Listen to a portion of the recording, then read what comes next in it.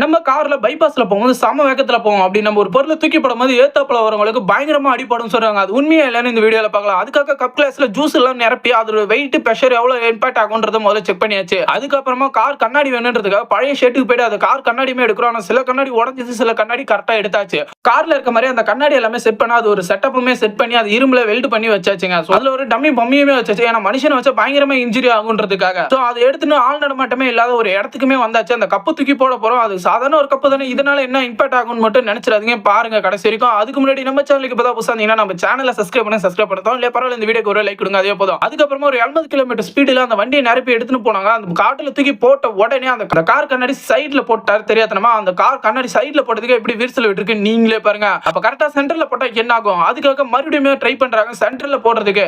So சென்டர்ல போட்ட உடனே அந்த கண்ணாடி நொறுங்கிடுதுங்க. ஒரு ஆள் இருந்தாங்க, கண்டிப்பா இது பைபாஸ்ல போகும் மிகப்பெரிய ஒரு விபத்து ஆகும். சோ அதனால நீங்க யாருமே தயவு செஞ்சு வெளியே